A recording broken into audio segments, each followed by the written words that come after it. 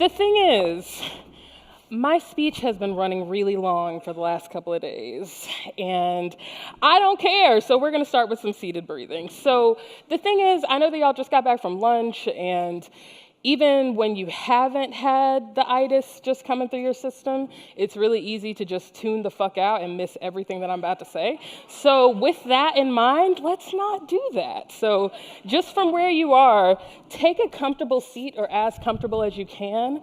Allow your eyes to close. If you want, or need rather, a little bit more energy, bring your palms up on top of your thighs. If you need less energy, like I'm kind of fizzing up like a cup of coffee or soda, palms down. But pretend like in the center of your palm, it's just this melted Hershey's Kiss, and it's just melting into your thighs. Close your eyes.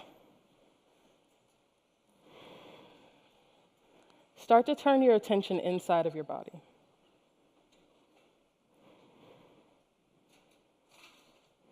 There are a million places you could be right now. And as easy as it is to focus on where you've been or where you could be,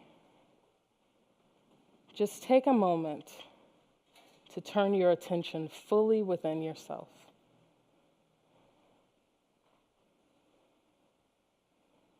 And as you begin to shift your attention, feel that connection come into your breath. Just start to acknowledge the way it moves through your body. Acknowledge the spaces where your inhales may be shallow, where your exhales may be ragged.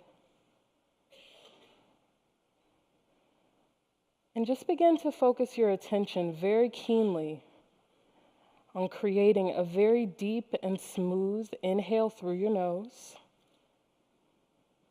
released by a deep and clear exhale through the nose. Without judgment, without fear,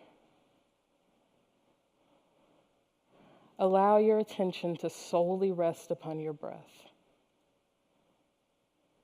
Inhaling deep through the nose, exhaling deep through the nose. Allow that breath to physically relax your body, releasing tension in your shoulders, relieving tension in your chest.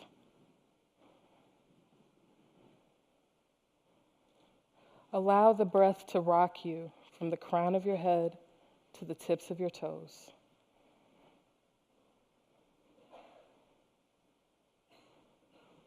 And then on your next inhale, bring your arms up and overhead. Your eyes can start to open up and gaze up at your fingertips. Stretch through your fingers.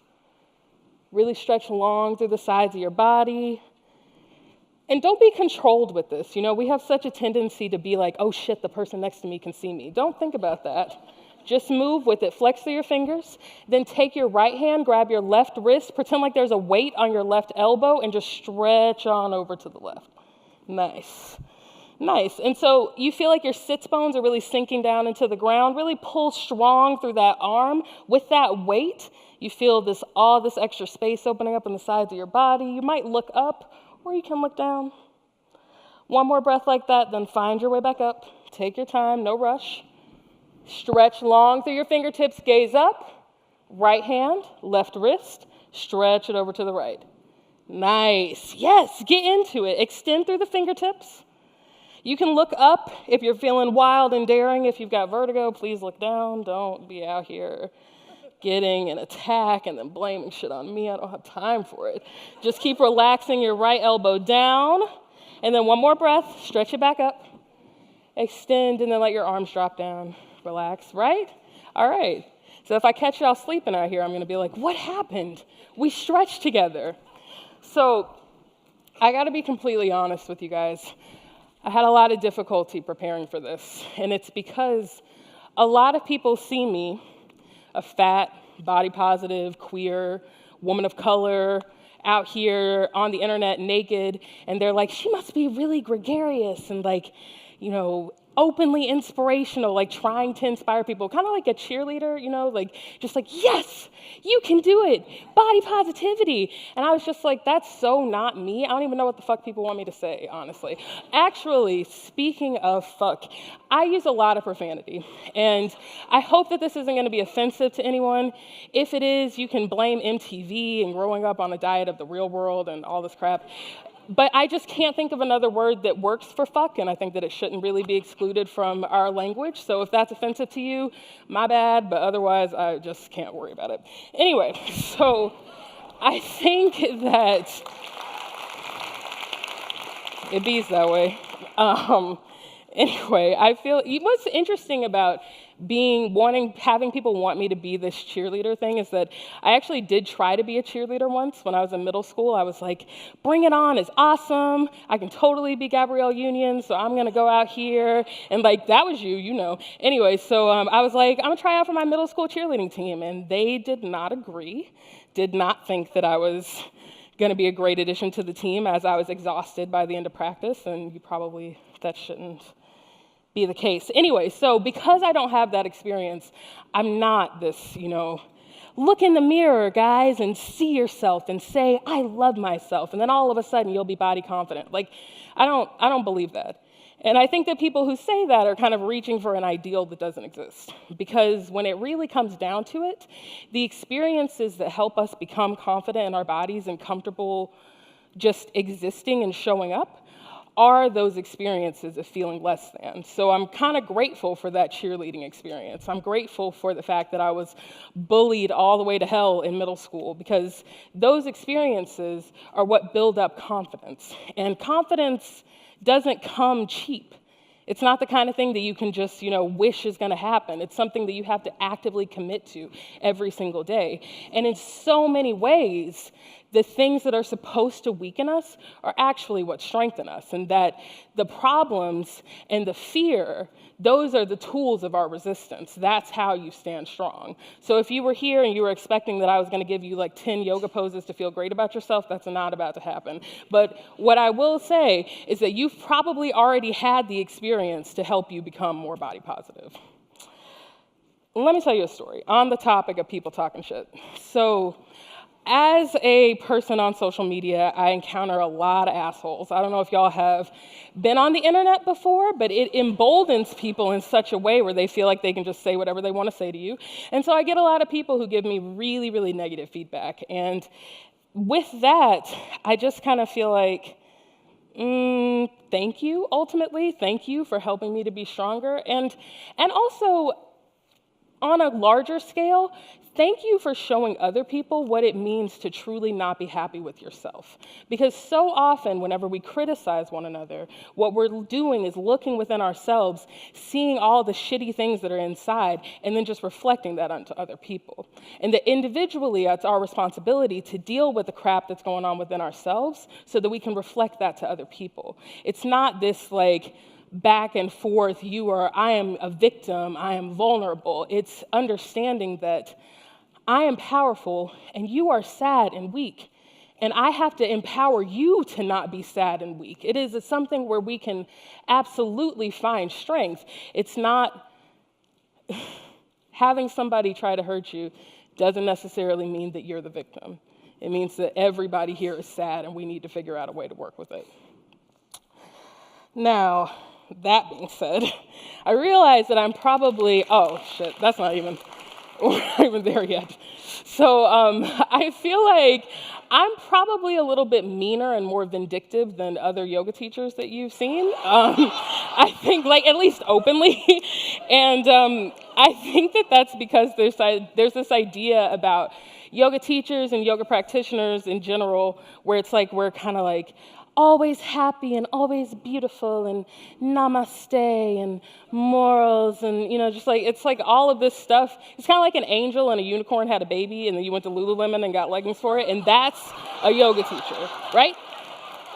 But the more that I practice And the more that I deepen myself, I realize that that's bullshit. Because every teacher that I've ever had that really made a difference in my life, it was because they were truly and authentically themselves. And they were totally okay with that. And I think that in this, universe of fake things, that gets lost. And I was actually, because of that relationship, very skeptical of yoga before I started practicing. I thought it was just, basically white people being excited about something that they stole from the East, and that they were just like, really, basically. And I was just like, I don't have time for this.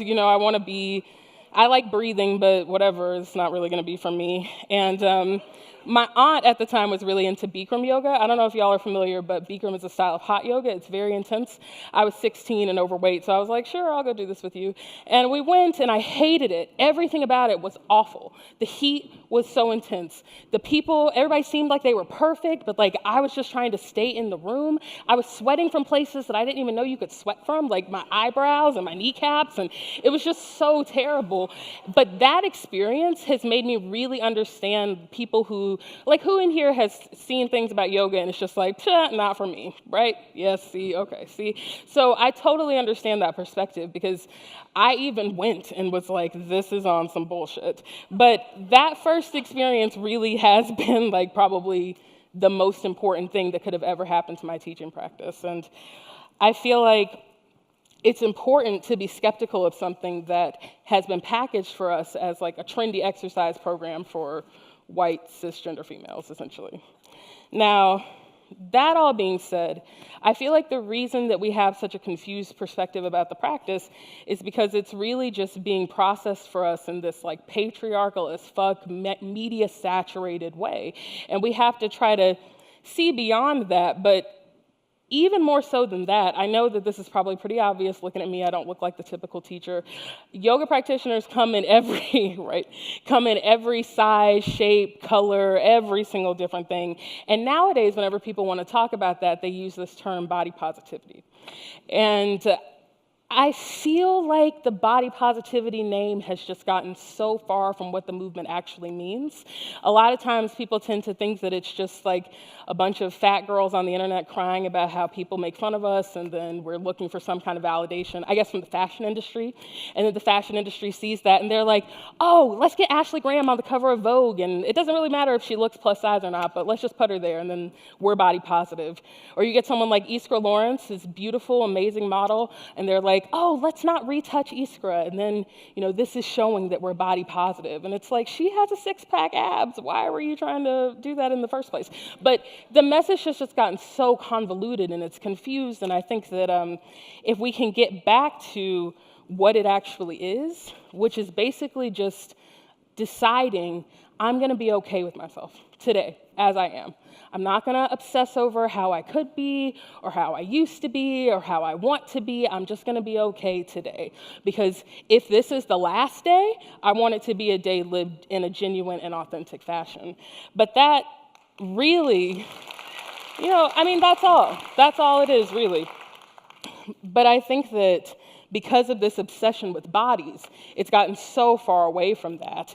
And if we can see that the issue truly is that we live in a fucking body-negative society. We live in a self-hate, driven, comparison-obsessed world in which it's impossible for you to even walk outside without having some experience in which you are deemed as not good enough. Body positivity isn't just about size. It's about curing this disease that is totally embedded in the fabric of everything that we do, and it's passed on to our children. And when you hear about cyberbullying, when you hear about kids that are afraid to go to school, when you hear about teen suicides, this is why, because of the way that we are continuing to pollute our conversations with one another. And we all have to individually take responsibility for that, and not just in the way that we look out into the world, but in the way that we see ourselves. I had a whole bunch of other shit that I was going to say about that topic, but I feel like that kind of sums it up, really. That being said, so back to yoga. I know that y'all are like, so she was talking about yoga before, and now she's talking about body positivity. That must mean that if you practice yoga, you can be body positive. I don't really think that's how that works. And I say that because you only need to go on Instagram to see body negativity in its strongest form, and it is in yoga photos on Instagram. This obsessive need to document, to turn each other into deities when you're worshiping the way that somebody presents themselves, this is the heart of it. And I call it the yoga industrial complex, this like monster of money making. Like, we all throw shade on Lululemon a lot, but there are a lot of other companies that can get thrown into this of just like sucking out the soul of yoga. And all of that just leads to even more body negativity. And so while I do think that, yeah, I did kind of come to terms with my own body issues during that time, when I was starting to deepen my practice, I don't necessarily think that they're related. Even if you never practice yoga, you can still practice body positivity. This is something that you can very easily, well, I say it's easy. It is a very difficult thing to laugh in the face of everyone who tells you that you look like shit. It's hard. But when you see that they're just reflecting their own pain, you can see how much you can want to heal that person just by reflecting the healing that you're trying to do within yourself. So, that all being said, why practice yoga? Like, what's the real reason behind it? Everybody can talk about the physical benefits and spiritual benefits and all of this, but what's the real reason to do it? And I think that we live in a society that has taught us that self-care exists by purchasing things. So if you buy something, you can automatically figure out a way to feel better about yourself, or that thing will make you feel better about yourself. Yoga Industrial Complex buys into this because they say, buy these leggings, buy this class, buy this subscription pack, buy this retreat, buy this coconut water, buy whatever it is, and this is going to solve the problems that you have within yourself. But actually practicing and truly at least attempting to live it at every moment in life, that's the most important self-care that you could ever do. And it's very easy to talk about self-care from the perspective of a person of privilege. I sit in a position, as marginalized as I am by my different demographics, I sit in a position of privilege, where it's easy to say, you know, I want to take care of myself. I want to focus on self-care. I want to focus on radical self-care, which, sidebar, I always thought that radical self-care was kind of bullshit, because you always hear about it from people who, like, you know, feminist thinkers who have time to think about this, and I include myself in this number, so if you think I was shading you, that was a collective shade. But we're always talking about this from this position of immense privilege. But there has to be a place where we can all kind of understand, regardless of privilege, that self-care, radical self-care at that, is the most important thing that we can do for ourselves, particularly in this period of time. I could get really political right now, and I am resisting, like y'all do not understand. But when we're living in a time of so much turbulence, regardless of where you sit, it's imperative that we take care of ourselves. And it's imperative that we really value our spirits and the way that we are interacting in this world and how we're showing up. Because this is how we protect our communities. This is how we protect our children. It's how we build community. You cannot build community if you're not taking care of yourself. And so if you see that the condition of your own spirit is a reflection of how you're able to show up in the world, then we can actually start to use this practice as something that's much bigger than just the exercise thing. It's something that can really change the world. That's it, I'm done, bye, see you later. My publisher would want me to say that you can buy my book in the bookstore. It's called Everybody Yoga. Okay, goodbye.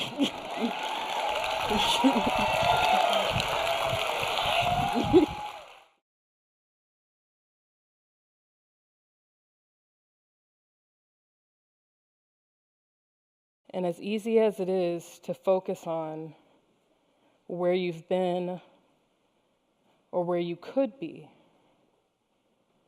just take a moment to turn your attention fully within yourself.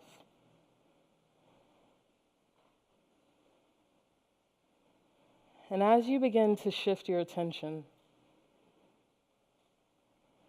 feel that connection come in. So with that in mind, let's not do that. So just from where you are, take a comfortable seat or as comfortable as you can. Allow your eyes to close. If you want, or need rather, a little bit more energy, bring your palms up on top of your thighs. If you need less energy, like I'm kind of fizzing up like a cup of coffee or a soda, palms down to your breath. Just start to acknowledge the way it moves through your body. Acknowledge the spaces where your inhales may be shallow, where your exhales may be ragged. And just begin to focus your attention very keen down, but pretend like in the center of your palm, it's just this melted Hershey's Kiss, and it's just melting into your thighs. Close your eyes. Start to turn your attention inside of your body.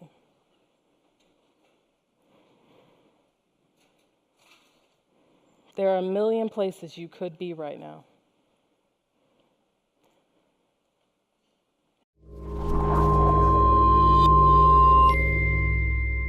So the thing is, my speech has been running really long for the last couple of days, and I don't care, so we're going to start with some seated breathing. So the thing is, I know that y'all just got back from lunch, and even when you haven't had the itis just coming through your system, it's really easy to just tune the fuck out and miss everything that I'm about to say.